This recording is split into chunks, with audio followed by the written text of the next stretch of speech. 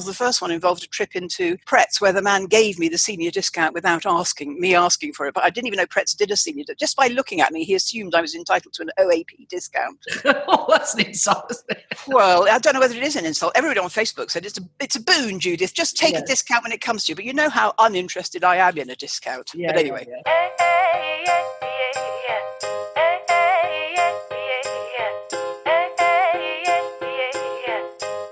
Welcome to Own It, Your Business and Your Life, with Nicola Cairncross and Judith Morgan. In this podcast, we're going to cover everything you need to embrace to become a successful entrepreneur, marketing, money, and much, much more.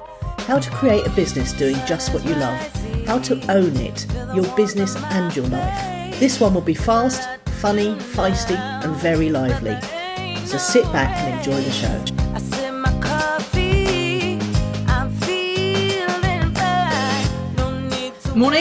Morning.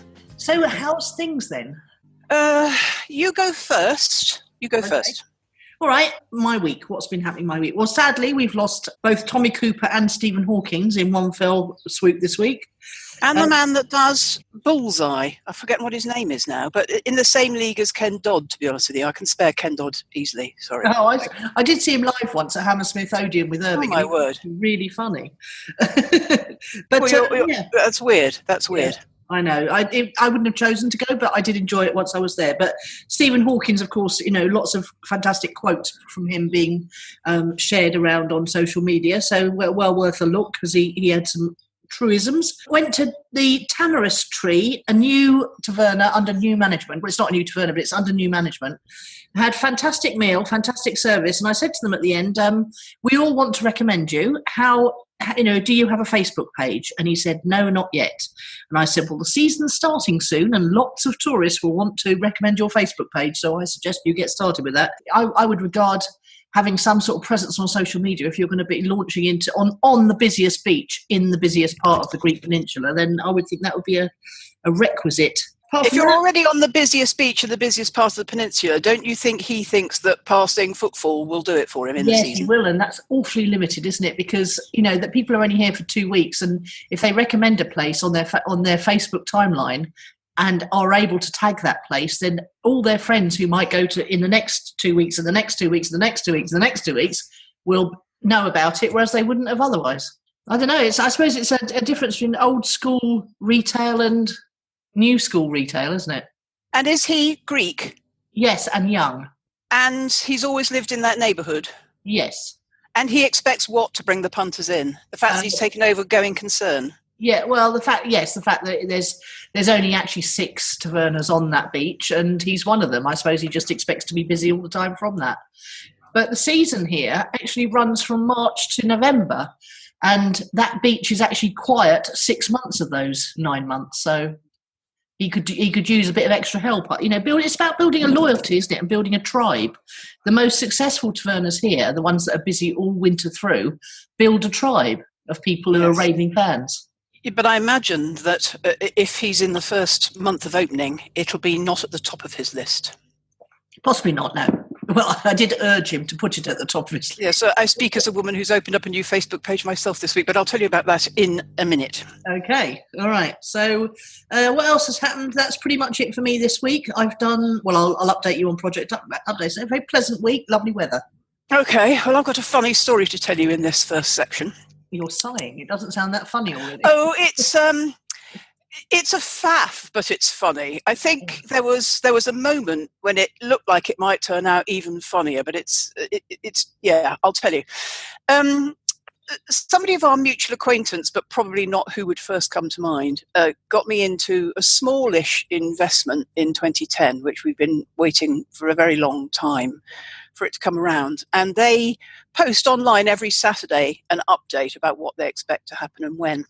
And about 3 weeks ago, they started to say, although we still expect to get a good result for you, if you buy $10 worth of a very obscure foreign currency, you can hedge your risk. Now, we put $90 into this originally. So it was saying buy $10 of this very strange currency, which I'm not even going to, it's so obscure, I'm not even going to tell you what it is. So I saw the first message go by, and then the next Saturday it went by again, so there was a second reminder. And then the third, in the middle of the following week, which was it was a week ago today, because I was very rushed coming into last week's call because I was dealing with this. They took the extraordinary step in 8 years of sending an email saying, we've been telling you this for 2 weeks now, but have you actually bought your $10 worth of strange foreign currency? Because if you haven't, you should. And I emailed my introducer and I said, you're going to do this? She said, yes, I am. So I went online, and typically, of course, the minimum amount that I could spend in sterling in this currency was £100. So instead of it being $10, I was in for £100. And unless I spent £400, I couldn't have it delivered to me at home, which meant I had to go and fetch it from a Travelex, exchange bureau like you do when you go on holiday. And I'm equidistant, or I was last Thursday, equidistant between Le Shuttle at Folkestone and City Airport, London City Airport, which I know quite well from when I lived in the Docklands. So I thought, well, let's do a run down to Folkestone then. So I booked it for Folkestone. And as my mother would say, quick as a flash and wrong too. And leading up to the podcast, and a bit stressed to do it before I met you at 9:30, I noticed after I'd paid my £104 something with the commission thrown in, that it was after you've checked in, which meant I thought I might have to drive to France and back, adding another £60 to the cost of my purchase of $10 worth of this strange foreign currency. So it looked like I was not just going to have to run down to Folkestone, 26 miles, and have a lovely little drive on the A2, but actually buy a ticket to go to France and back for the day. So I said to my friend, you want to go to France and back for the day? So she said, all right. And then in the middle of the night, she sent me an email saying, no, I can't go to France and back because it's Mother's Sunday. Sunday was the day I had to fetch. It's Mothering Day. I can't go because my daughter's just had a child and my mother's still alive. And there'll be 3 generations of mothers in my house. Okay, all right. So I spent a bit of time on Friday throwing myself on the mercy of Le Shuttle and explaining that I was a bit of a numpty and that I'd made this mistake in a rush. And I didn't want to have to go to France and back at a cost of 60 quid in order to collect my £100 worth of foreign currency. And she said, oh, on the numpty-ometer, you don't even register. People do much more stupid things than this. And I had this idea that, you could actually intend to drive to France and you could check your car in and you could go through the barrier. Then you could get a phone call from home saying your mother had been taken ill, and presumably you'd have to turn around, get out of it and go home without going to France and back. So I knew they must have some mechanism for this. But no, Le Shuttle couldn't organise that for me, and they tried to sell me a ticket to France and back, and Travelex Folkestone couldn't organise that for me either. So I rang Travelex head office, and I got some bright spark called Agnes, who arranged to transfer it to City Airport for me, because they have 2 branches at City Airport, one on this side and one on our side. So, all right, lovely. I'll have it on this side, please, on Sunday, and I'll go up there when the 3 generational Mother's Day party is taking place in my house. So I did a run up to City Airport, which isn't as far from here as one might think, much easier than going to my old stomping ground in South London. I get through the Blackwall Tunnel, you think, oh, I'm here already, lovely. And all the benefits of seeing all my lovely Docklands stuff. Anyway, I go there and they haven't got the currency. Oh. Because you don't buy this obscure foreign currency when you're either going to France for a day trip or going anywhere that you can fly to from City Airport. So I was sent away, a little bit cross, sent away with the telephone number of somebody called Maxine, who would phone me by Thursday, which is today. Well, yesterday I ran out of patience and phoned Maxine and says, where's my currency? Oh, it's not here yet, but it'll be here on the 18th. When's that? Sunday. Oh, she said, it won't come in on Sunday. It'll come in on Friday. Okay, so if I phone you before I run up there on Saturday again, you think you might have my... Anyway, can you hear what's gone on here? It's endless amounts of admin to buy $10 worth of an obscure foreign currency to hedge an investment that I made in 2010, which originally cost me $90. Well, it's cost me more of my life and my money in the last week. Than you can... So are you saying that in order to get hold of this currency, you have to go out of this country and back in? No, you don't. No, you don't. But I'd accidentally booked, before I realised that the Travelex office was after check-in at Folkestone, I'd already paid my £104. Right. So then it was, well, how can I get to the Travelex bureau if I'm not actually going to France? Well, you can't. So my first thought was, well, I'll have to go to France and back then. No. Yeah.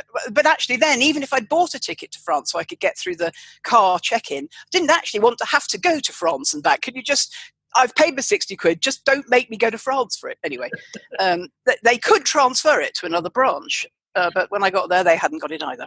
Yeah. But they're hopeful they might have it this week. So after nearly going to France and back, and two trips to City Airport, one of which is abortive, and one which the first one involved a trip into Pretz, where the man gave me the senior discount without asking for it. But I didn't even know Pretz did a senior discount. Just by looking at me, he assumed I was entitled to an OAP discount. Oh, that's an insult, isn't it? Well, I don't know whether it is an insult. Everybody on Facebook said it's a boon, Judith. Just take a discount when it comes to you. But you know how uninterested I am in a discount. Yeah, but anyway, so that's what my week's been about, chasing $10 worth of obscure foreign currency around Travelex booths in southeast England. I've got a tiny. Actually, it would have been much funnier. It would have been much funnier if I'd had to go to France and back, to be honest. Yes, it would have been, yes. But you don't want to wish that on yourself, do you? No, you don't know. And I don't have to now, but I do have to go to City Airport twice. But there you go. I'm going to have to tell you a story now, which is awfully similar, which is... Go. My friend Steph lives in a house that's owned by a Greek called Peter, who lives in America. And she wants faster broadband. So she went into Kalamata, which is about 45 minutes away, around a hairpin drive. And the one that nearly finished her off the week before. Yeah, exactly. But she had to go into Kalamata anyway to sort out the insurance from the accident she had the week before. Yeah. And she thought, no, I'm going to go into Cosmote and sort this blooming broadband thing out. So she went into Cosmote and said, Peter had rung Cosmote from America to say that Steph was authorised on his behalf to upgrade the broadband. So she went in and she said, I'd like to upgrade. I've ordered the broadband back in January, the super fast broadband that everyone's talking about, and it hasn't started because I'm doing speed tests and I can tell. Anyway, the girl went tappy tappy tap on the computer and she said, you ordered it back in January, and Steph said, yes, I did. And the girl said, is it not fast enough? And Steph said, no, you misunderstand me. I haven't got it yet. So I knew it was about 45 minutes of this girl going through the whole Cosmote hierarchy to try and find someone who could tell what was happening. Got passed on to someone else. First thing he said was, is your super fast broadband not fast enough? And she said, no, I haven't got it yet. Anyway, she went away with them saying that it was, and then this girl, the girl said to her, I think the best thing we could do is upgrade you from the one you've ordered, which is 24 megabits a second or something, to the 50 megabits. She says, there's a faster one, is there? Yes, I'd like to order that one, please. They've assured her that it will be arriving, and of course it hasn't arrived, and she has rung them, and she's going through absolute hell to try and get broadband that she has. She paid, and then the bill arrived, and it's got the super fast broadband cost on it, but she still hasn't got it. Well, these things can run and run, and they can run and run in the UK actually. And the irony of having to go to the office to talk to somebody about broadband is just... I know, and the further irony is that she's had 3 sales calls since then trying to sell a super fast broadband. Yeah, if only. Yeah, you do want to stab somebody at the end of that, don't you? When you had 3 phone calls, you do get quite violent, I find. Yeah, she says, I am threatening to spontaneously combust. Yes. Well, taking it out on herself rather than third parties. But yes, poor old Steph. I feel for her. Every time she tells the story, there's a bit more to add to it. We've got 4 other things coming back to the UK on Friday, so we'll have to hear it all again. I'm sure there'll be another development. I used to specialise in these ones. Yeah, I used to specialise in these tragic stories that ran and ran. And actually, after a while, they just suck up an awful lot of your life, don't they? Your life juice. Yeah, but she's down in the village, so she gets faster broadband than those of us up the hill a bit anyway. So I don't know what she's moaning about. Oh, yeah, I know. And then you've got all the power cuts to deal with. I know what you mean. The broadband goes off when the power goes off anyway, so it's all anyway hilarious. I'll take a deep breath now.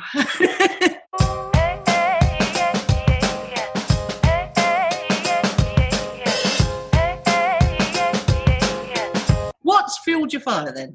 I started last Friday. I decided I would start to read my weekly newsy newsletter into my Listen with Judith podcast for those who prefer to listen than read. And I loving very much my solo podcast, but it feels like a terrible faff. I don't know why.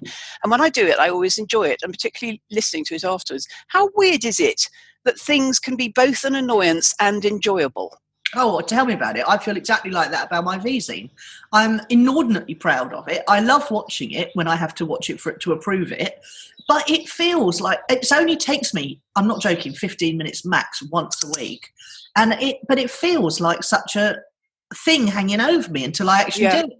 Yeah. It's really weird. I know what you mean. Well, I'm reading out the 52 blogfestas into them as well. And I used to do 6 in one session. Well, that's far too much like hard work. So I printed out 6 last week, and I did 2 on Tuesday and 2 on Wednesday. And I've got 2 on my desk to do later today. But actually, even as I open it up and read it in, and then I put the photo of the person and I write the notes and I publish it and I share it, and then all of that's a faff. But then actually when I listen to them and people listen to themselves, and I know people are enjoying listening to it, I think, why did you make such a fuss about that, Judith? It's a really double-edged sword, actually. And I know it's got a little bit to do with broadband, which is sometimes, you cough or you make a mistake or the broadband goes down in the middle or something.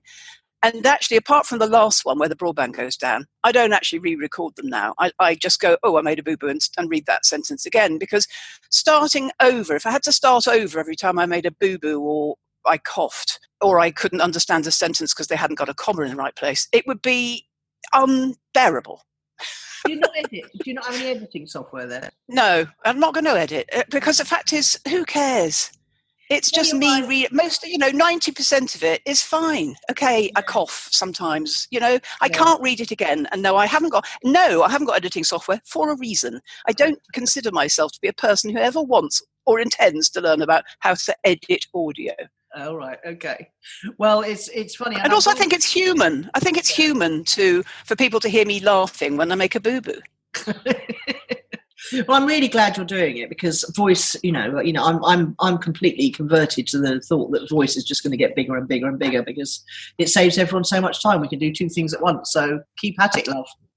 Oh, yes, although the thought of doing two things at once is counter to what we're going to discuss today. But tell me what's fueled your fire. Well, what's fueled my fire is something negative, but, it's not negative if you know what to do with it. I read things today that said that Facebook has now moving all organic posts from Facebook pages off your organic newsfeed, off your home newsfeed. So, and they're starting to do it with groups as well because they're trying to make more space and a more enjoyable user experience and make more space for ads. So they're moving it off into the Explore feed. Now, if you look on the left-hand side, you will see of your, let's get rid of that. You'll see over on the left of your home feed, once you press home, that there is a thing called, you've got your newsfeed, Messenger and Marketplace, then you've got shortcuts, then you've got Explore, and you can explore groups, events, pages, and saved. If you click on pages, for example, you'll then see all the pages you've liked. So you can review an alternative feed, which has got all the stuff from pages, and then you can review an alternative feed, which has got all your stuff from groups. Now, they don't know how many people are actually going to take up this option. It's a new feature. Most people don't know about it. So in the meantime, your engagement on your page and your group will go down because, not many people are going to see it. Well, why has it fueled my fire? Well, because it means that people are going to have, and they're going to have to get serious about marketing their business. And all those people who've got massive amounts of likes on their pages, I've now got a bit of a chance against them because I'm willing to spend £3 a day and they're not. And it's also obviously going to make it easier to attract clients for me for my Be Everywhere online service because people will start to think, hang on a minute, I'm not getting the engagement I used to. Oh, perhaps I need to start paying to advertise my posts. So what's that Chinese saying? In the midst of adversity, there is opportunity. Yeah. You don't sound very impressed. No, I'm not altogether happy about that. And there's something else that's happened in the last 10 days as well. Have you noticed? I don't know whether you've noticed this, but in Messenger, when I've had messages with people and I archive them, often I go back into archive like I do into deleted emails and see what we discussed. And I can't find them in there anymore. They're vanished when they go into archive. Oh, I've never archived anything, so. Well, so what do you do when you've finished with it? Go into Messenger. What do you do when you've finished with one? Well, I don't do anything. I just leave them there forever, do you? Oh, I like that. I like that clean like an empty inbox. Oh, I know. I make them all go away. And they... Oh, really? Oh, my God. Oh, no. It's easy. Just at the end of each one, you just click it and it goes into archive. But now, you used to be able to go back into archive and see the conversation. Now you can't. Right. No, I've never bothered with that at all. I think, it's bad enough keeping your inbox empty, isn't it? I can't... Hang on, what's this? Oh, dear. Don't do that. Yes, so it's bad enough trying to keep your email inbox empty without trying to keep all your other inboxes empty. I just let them go. Well, I'm an inbox zero woman. I keep everything empty all the time. And when I pick up other people's mobile phones and it has 2,790 red flashes on there, I think, oh, my God. Well, yes, I know what you mean. So I'm now going to set some ads up, talking to this pain because it is a pain for a lot of people who've been, swanning along on organic traffic. One thing you said there which confused me a bit, the people with thousands and thousands and thousands and thousands of likes, I can't believe they're not prepared to pay £3 a day. That's madness. Well, no, they think that they can achieve it all by the dint of the number of likes, do they? No. Obviously, the people who are being very successful on social media are, in fact, that's probably how they grew thousands and thousands of likes in the first place, by paying for some of them to get to the point of, organic interaction. So we know that we've got a friend who's got to 17,000. He said it took on a life of its own then, because people were sharing. That was a tipping point for them of organic growth. But so they must have paid for some of those likes in the early days. For me, it's a good thing, because it means that people are starting to take seriously the fact that you have to put a marketing budget to your business on social media. But you can't. That doesn't help you with the groups issue, because there's nothing you can pay for there to make sure that the members of your groups see the content of your groups. It's coming. They will let you. Eventually, Facebook ads you will be able to do that. Because both of my coaching groups, which are quite small, have a Facebook group, and if those members are not seeing the content, what's the point? Well, they'll see the content that gets the most interactivity. None of the group. Well, it's not particularly high traffic. I'll have to warn them that they have to keep an eye on it, basically. Well, they don't just have to keep an eye on it. They need to interact with it. So when they... So actually, I've got them all, both groups, signed up on a Google group. I might as well revert to that, because everybody sees those. Yes, well, you might want to think about that. Yeah, apparently Google Groups is getting more... Google Ads is getting more like Facebook ads, in that they're bringing better targeting into Google Ads now, whereas before you could only advertise to people who search for a certain phrase. Now you're going to be able to advertise to people who search for a certain phrase, who are in a certain demographic, who've got a certain income, etc. They had to, really, didn't they? Yeah, of course they did, because Facebook were taking all their money, all their advertising dollars was going to. Yeah, otherwise they couldn't compete. Absolutely, yeah. There is. I mean, I'm on the lookout now, because we're all waiting for the next big social media thing, where you can go and build a free organic following, but in the knowledge that won't last, because everyone will have to start to monetize, so they'll have to start an advertising thing. But in the meantime, they have to get your attention, and they do that with free traffic. So I'm on the watch. I had a look at Twitch yesterday, which is a live streaming platform.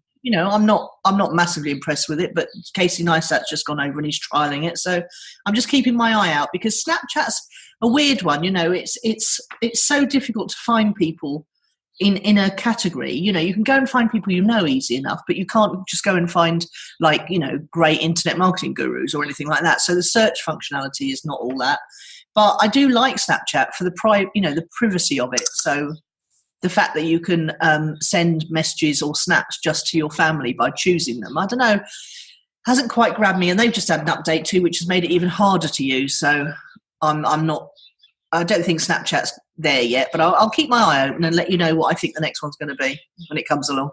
One of the gurus that I follow, not in this field at all, in another field, says that Twitter and Facebook and YouTube will disappear, possibly as soon as today. What do you mean, as soon as today?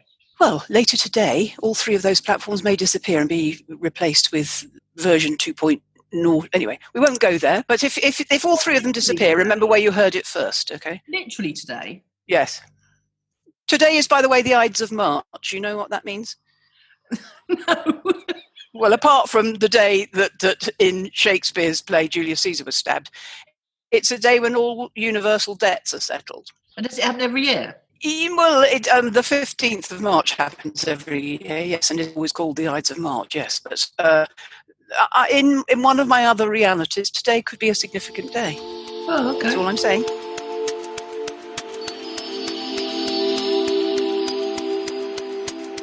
Here at Own It, we personally believe that leaders are readers. But sometimes it's just not convenient to read and you'd rather listen instead. For listeners of Own It the podcast, Audible is offering a free audiobook download with a free 30-day trial to give you the opportunity to check out their service. A couple of titles we've picked out for you particularly are Lean In by Sheryl Sandberg or Crush It, Why Now is the Time to Cash In on Your Passion by Gary Vaynerchuk. To download your free audiobook today, go to audibletrial.com/ownit. Again, that's audibletrial.com facebook.com/own it for your free audiobook. You can pick one of the ones I've chosen for you, or you can choose something else. Enjoy your listen.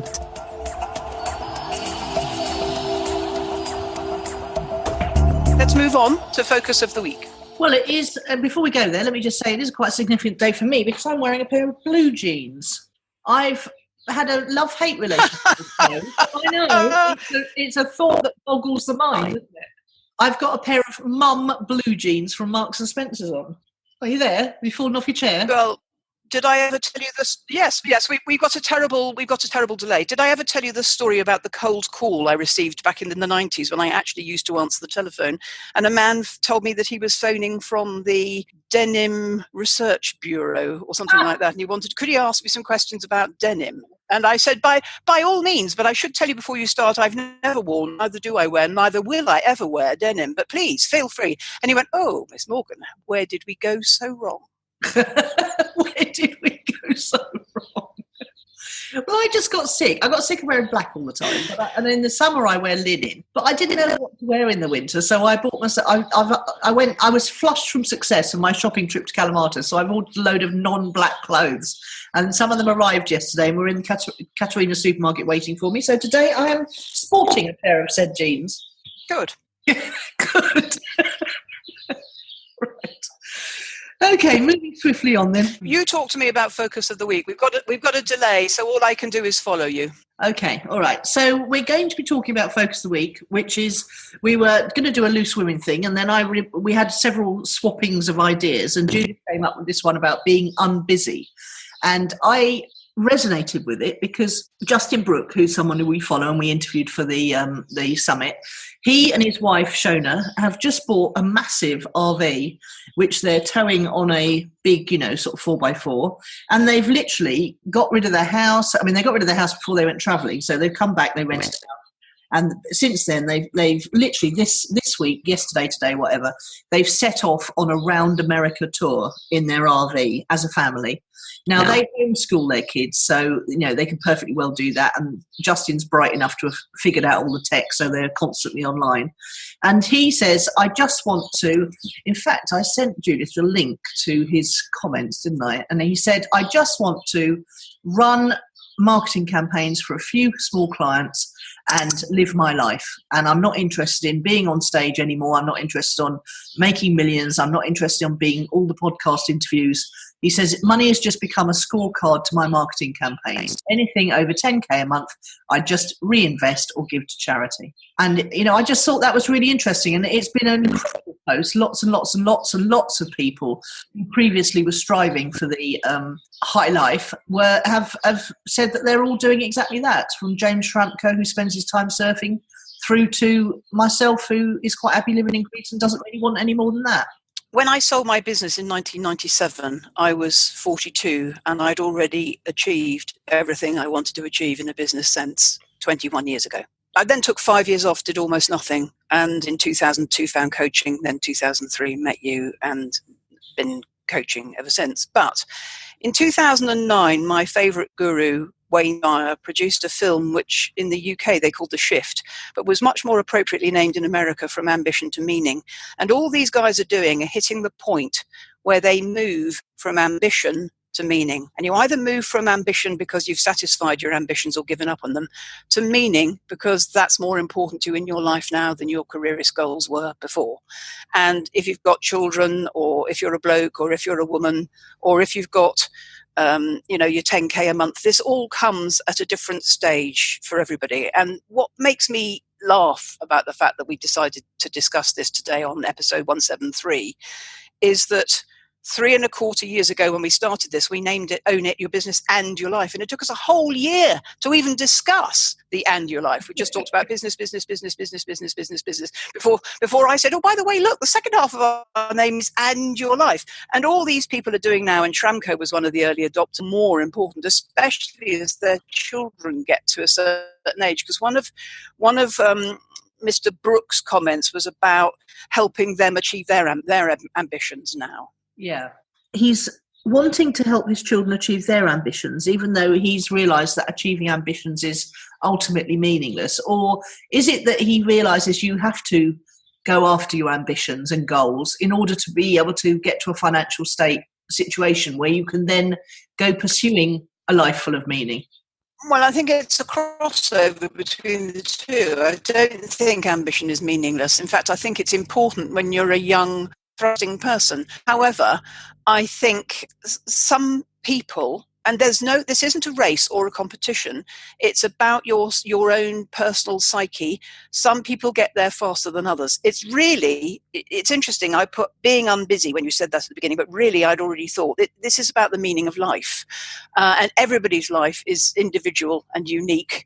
And we can't all be Stephen Hawking, but we can all live our own lives which are meaningful to us as individuals. And for a lot of my clients right now, and always, building their business or making money out of their creativity is meaningful.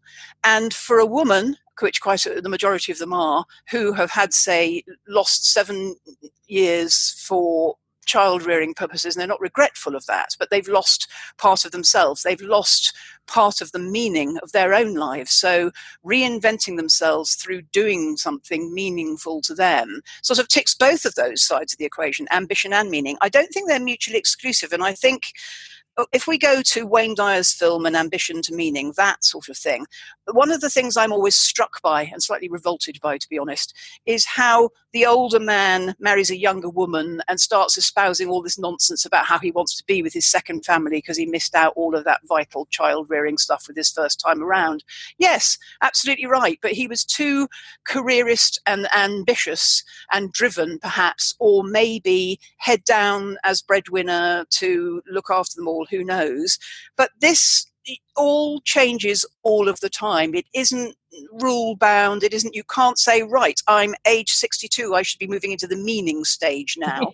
You do that when it seems right to you. How old is Justin Brooke? Not very old, is he? No, he must be, I think he's probably in his 30s, probably mid to late 30s. Yeah, and I also think the global financial circumstances that I've been banging on about for a while now are pertinent here as well, because if it's hard, we look for a better way. So I've got a client who is very successful in many areas of his life, but all our calls are about how can it be easier, how can I have more life in my life and less anxiety, which was a word that Justin Brooke used in his post as well, which I will link to in the show notes.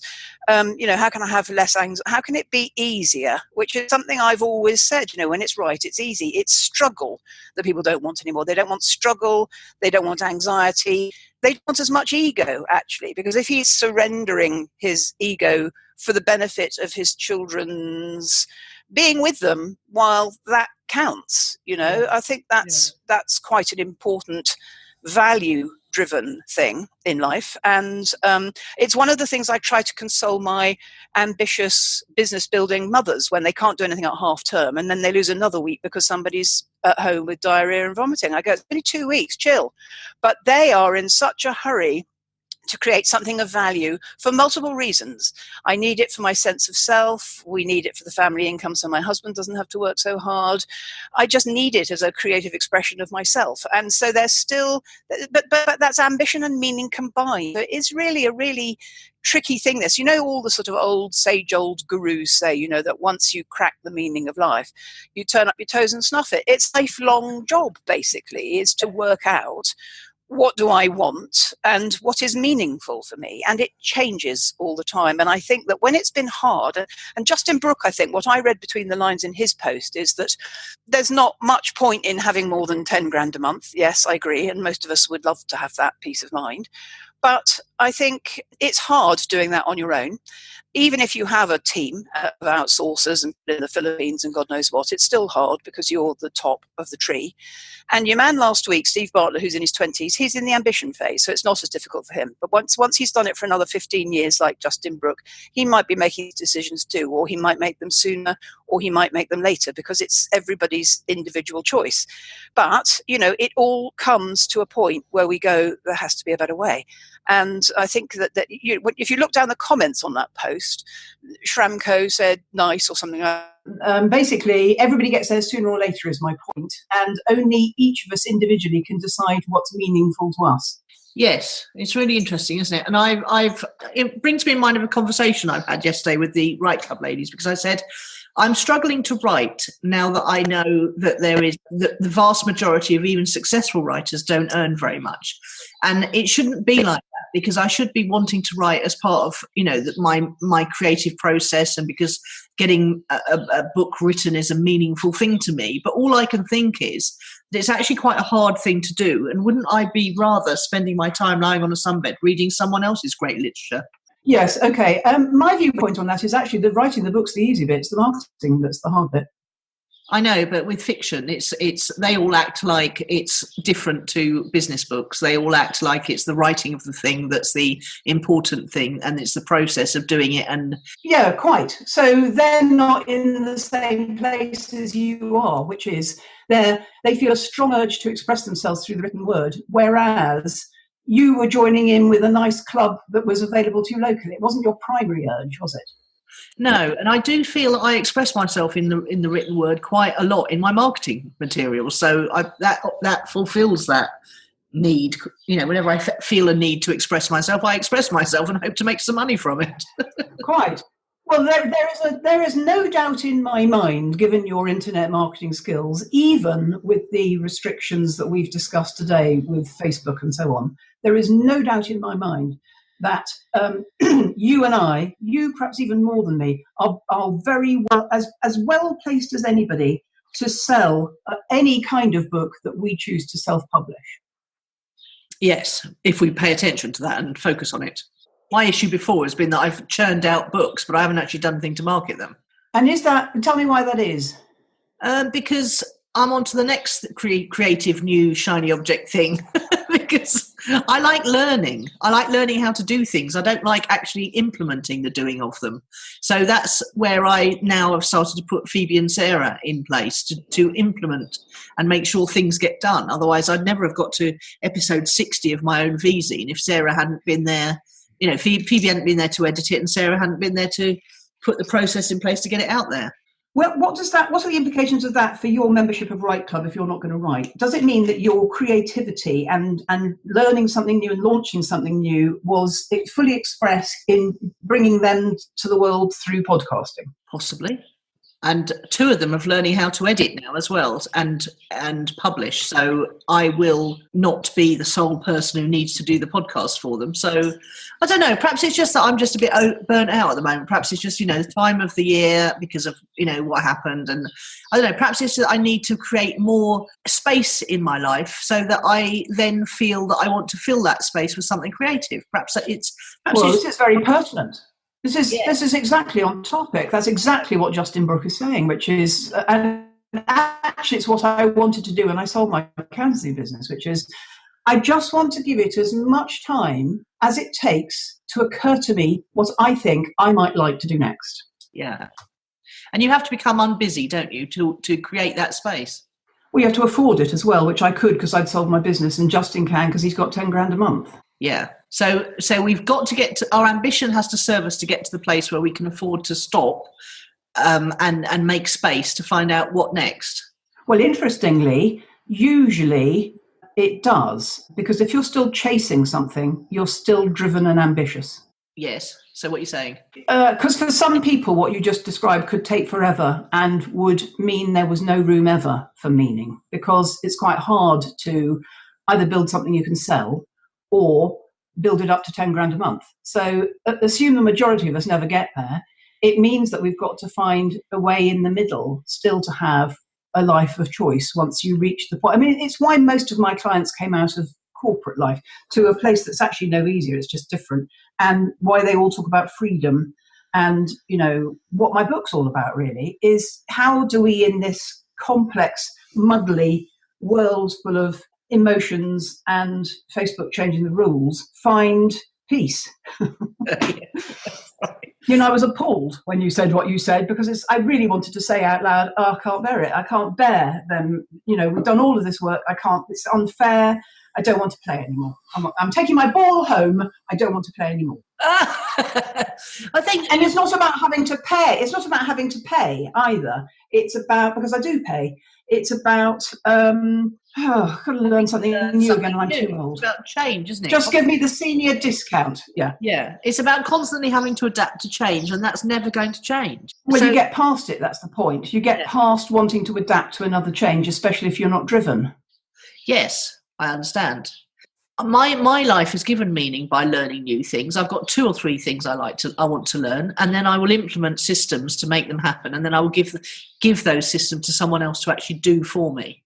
But I can totally understand, because sometimes, like, you said you learned something new, but you couldn't do more than one thing a week or something. Do you remember when you had to learn 2 new things in a short space of time? You felt quite exhausted. Yeah, you can't. I don't. Yes, because I'm also delivering my work, which I love, and probably writing and doing the 90-day Creating the Impossible challenge. We set ourselves up with quite a lot to juggle, and sometimes a reset of Facebook in the middle of a busy quarter is the last straw, and not meaningful. Actually, not meaningful at all. And if you're not ambitious, you just go, oh, stuff it then. Yes, I'm just trying to think how we can counter that kind of thing.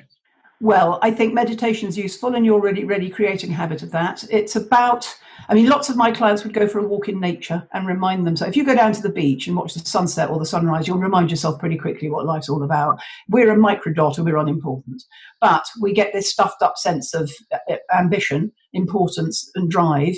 And usually that's in the first half of our lives. Then we reach a point. Most of my clients these days reach it earlier. Some reach it as early as in their 30s, where they go, oh, this isn't right, this isn't good, this isn't working. I want to kick over the traces. And we all, as I say to everybody, you've only really got one goal in this life, and that's to have the best life that you can have. And it doesn't have to be the biggest. It can be quite a small, peaceful one where, you scribble out a bit of sci-fi in the afternoons. And the other thing is, of course, there's practical things we can do to make it easier to downsize into a life that doesn't require such high levels of finance. You could probably live on 2 or 3 grand a month quite happily rather than 10. If and that's what they've done. Justin and Shona have downsized. They've got rid of all their overheads. They've put everything they own into an RV, and now they've only got to maintain the RV and the car. Whereas before they had, a 6-bedroom house that they were only using 2 bedrooms of, apparently. And do you know what? It's not even just about reducing the overhead there. It's about getting past stuff. Yes. Yeah, that was the other strong thing that came out in that thread of everyone's comments, wasn't it? There was one guy who'd moved to Australia. Honestly, Judith, I've got drawers here beside my bed with nothing in them at all. I've got drawers in my kitchen with nothing in them at all. It's so bizarre. Yeah, I know. I do understand. It's very freeing. Earlier in the week, somebody put a little post on Facebook about an omelette maker, and I went, oh, how interesting, an omelette maker. I'm really, really bad at making omelettes, and I like them. $16.99 from Amazon. I thought, I can't justify carrying an omelette maker around the world with it. It's just madness. I'll just have to continue to have those broken up ones in the nearest frying pan, whatever it is. Yeah, it doesn't really matter that your omelette's not perfect. Let's press on then. So the final thing I'd like to say about this is you introduced me to a client of yours who's moved on to a longboat, a narrowboat, longboat, and I am completely hooked on their videos on YouTube. It's a life more meaning, isn't it, or something? Yes. What a lovely couple they are. Is it something about? It is, isn't it? They are a lovely couple, yes, and he has a success. He has one of those things that everybody wants. He has a successful Amazon business. Does he? I didn't realise that. How marvellous. What does he do? What does he sell? Do we know? Don't quote me on this, but I have a feeling he used to be a fireman, and now he sells things like ladders and buckets. Wow, brilliant. He's very sweet because he's a man of few words, isn't he? But he's just got this sort of glow of contentment about him when he's pottering about. Tell they adore one another, and if she wants to document everything on video, he's in. I think they're great. Yeah, I really enjoy that. It's Life Full of Meaning, I think it's called, and it's a couple who live on a longboat. And just go and do a search on YouTube, and you'll find it.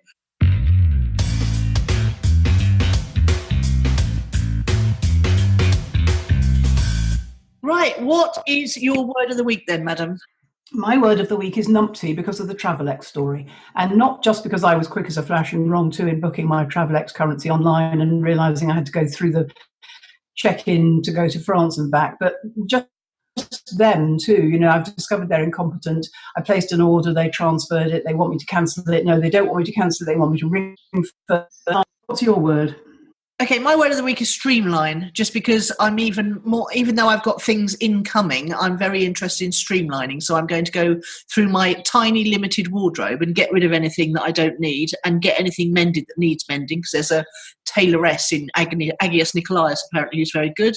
So I'm just going to make sure that I'm not going to fill up any of those empty drawers and cupboards. I want to keep it one in, one out kind of thing. Okay.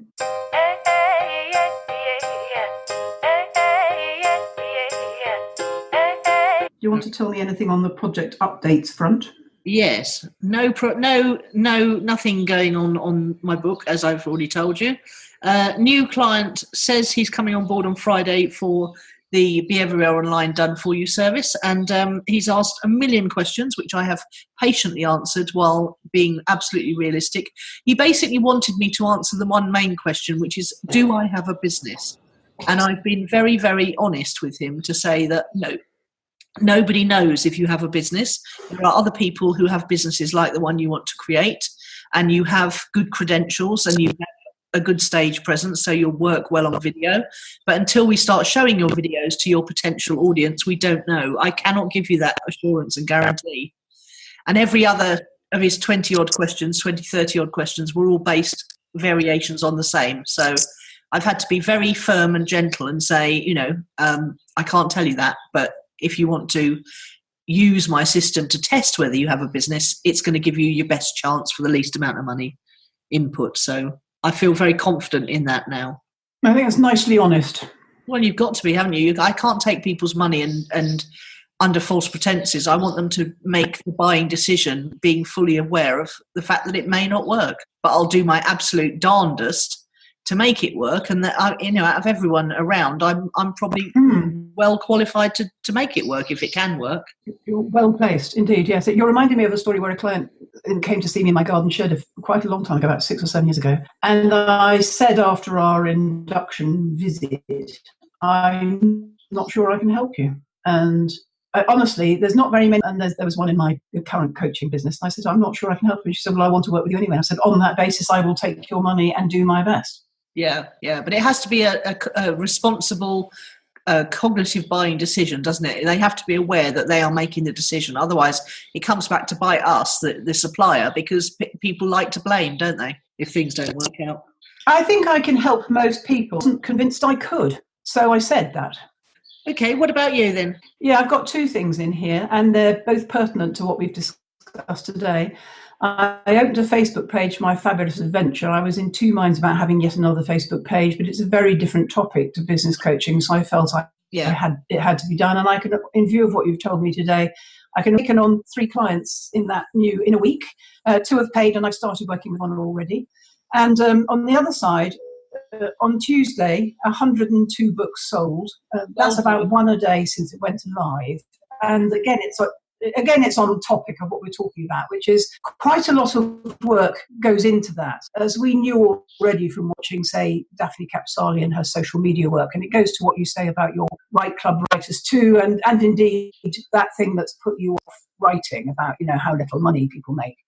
I think, sunk, but it's about 1 a day. And I can get behind 1 a day if it goes on forever, although I would say that quite a lot of work goes into selling 1 a day. Yes, and have you got all your other books up yet? So have you got a suite of books that people can buy now? I've got two more. I haven't done the 7 that I found in the file. And when you read my newsletter tomorrow, you'll read why, because my Creating the Impossible project has been completely overwhelming. But we'll come back to that. That is something that is still on my agenda. I've got 3 up in my sales shop.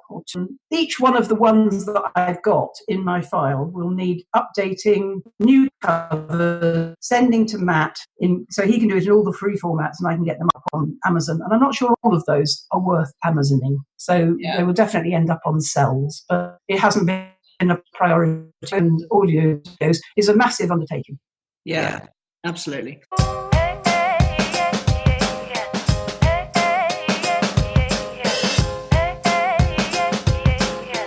So Who or what's impressed then? Let's press on while the audio is still kicking on. Okay, well, I'm being ironic here.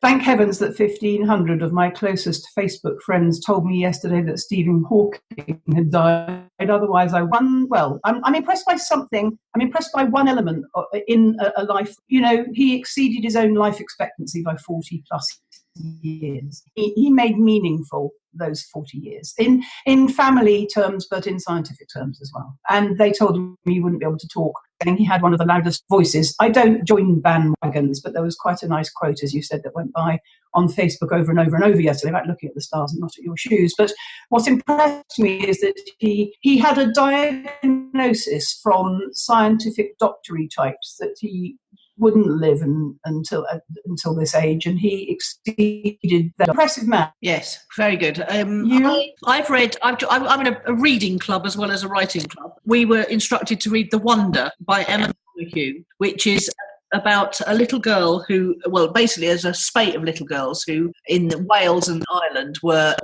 apparently existing on manna from heaven and not actually eating at all. And this book is really, really compelling. I really recommend it to you. She wrote a book called The Room that Stephen King said was overpraised, but also she wrote a book called Frog Music that he said was underpraised. So I think, if you read The Wonder first, I thoroughly recommend it. It was gripping, chilling, intriguing, beautifully written, and I thoroughly enjoyed it. Yeah, I've read The Room, and it was so scary I couldn't watch the film.